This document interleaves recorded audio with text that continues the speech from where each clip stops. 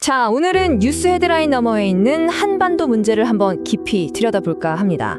벌써 분단 80년인데 그 뿌리 깊은 과제들을 함께 짚어보시죠. 이 상황을 제대로 이해하려면요, 뭐니 해도 그곳에 사는 사람들의 혹독한 현실에서부터 시작해야 합니다. 북한 정권의 통제라는 게 정말 상상을 초월할 정도로 절대적이어서요. 우리가 그냥 흔히 보는 남한 영화 한 편 봤다고 무려 7년 노동형에 처해질 수 있다는 겁니다. 심지어는 남쪽에 있는 가족하고 연락하는 걸 좀 도와줬다는 이유로 10년 노동형을 받을 수도 있습니다. 그러니까 아주 기본적인 인간적인 교류마저 범죄가 되는 거대한 고립의 벽 안에 갇혀 있는 거죠. 그리고 이 숫자를 보시면요, 상황이 얼마나 심각한지 바로 와닿으실 겁니다. 105명. 이게 2024년 상반기에 한국으로 넘어온 탈북민 숫자인데요. 불과 5년 전인 2019년만 해도 1000명이 넘었거든요. 탈출 자체가 거의 불가능해졌다는 걸 보여주는 거죠. 자, 그렇다면 우리는 어떻게 여기까지 온 걸까요? 그리고 앞으로 나아갈 길은 있긴 한 걸까요? 오늘 이 시간에는 북한 내부의 현실부터 시작해서 남한의 대북 전략이 어떻게 변해왔는지, 그리고 두 체제의 근본적인 차이는 뭔지, 마지막으로 새로운 해법은 없는지 차근차근 살펴보겠습니다. 지금 우리가 보고 있는 이 대치 상황, 이게 그냥 어느 날 갑자기 똑 떨어진 게 아닙니다. 지난 80년간 쉴 새 없이 변해온 세계 정치, 그리고 그 안에서 우리가 내렸던 수많은 정책적 선택들이 쌓이고 쌓여서 만들어진 결과물인 거죠. 근데 여기서 이런 질문이 나올 수밖에 없어요. 아니, 수십 년 동안 그렇게 정책이 계속 바뀌었는데 왜 현실은 거의 변한 게 없을까?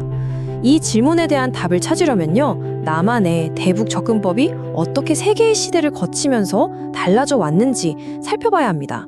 자, 바로 이 흐름인데요. 냉전 시대의 1세대 대결 정책에서 시작해서 탈냉전 시대의 2세대 포용 정책, 그리고 지금 우리가 마주한 신냉전 시대의 3세대 정책까지.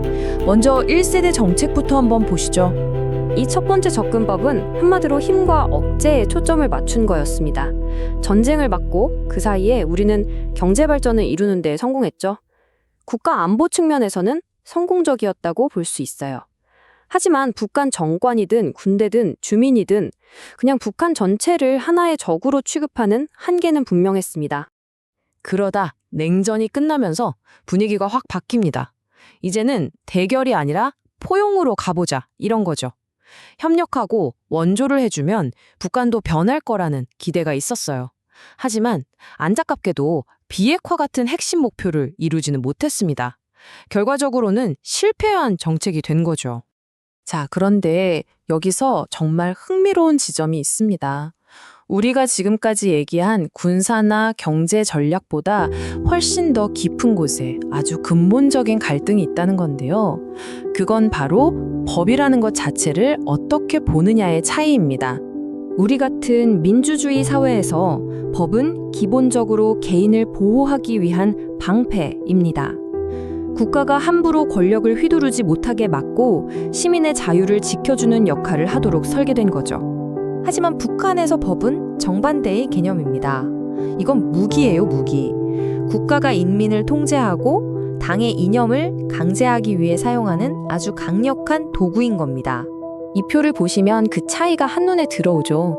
한쪽은 국가 권력을 제한하는 방패, 다른 한쪽은 국가 권력을 휘두르는 무기. 출발점부터가 완전히 다른 겁니다. 그러니까 핵심은 이겁니다. 이렇게 근본적으로 다른데 어떻게 이 간극을 메울 수 있을까? 최근에 나온 새로운 제안은요, 이 간극을 억지로 메우려고 하기보다는 아예 다른 길로 돌아가는 방식을 제시합니다. 바로 이 투트랙 전략인데요. 말 그대로 두 개의 길로 간다는 겁니다. 핵심은 분리예요.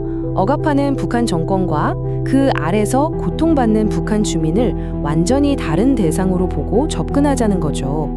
그래서 정권은 국제 제재로 강하게 압박하고 주민들에게는 직접적인 지원을 하자는 겁니다. 이 접근법의 가장 큰 목표 중 하나는요, 수십 년간 우리를 괴롭혀온 이중적 정체성 딜레마를 푸는 겁니다. 북한을 한편으로는 적으로 대하면서도 다른 한편으로는 도와줘야 할 동포로 봐야 하는 이 모순적인 상황을 해결하려는 시도인 거죠. 이 전략이 왜 지금 시점에서 의미가 있냐면요. 일단 과거의 대결 정책과 포용 정책, 그 둘의 실패로부터 교훈을 얻었다는 점, 그리고 지금의 신냉전이라는 국제 정세에도 더 잘 맞는다는 평가를 받습니다. 무엇보다 중요한 건 외부에서 뭔가를 바꾸려는 게 아니라 북한 주민들 스스로가 내부로부터 변화를 만들 수 있도록 힘을 실어주자는 데 초점이 맞춰져 있다는 겁니다.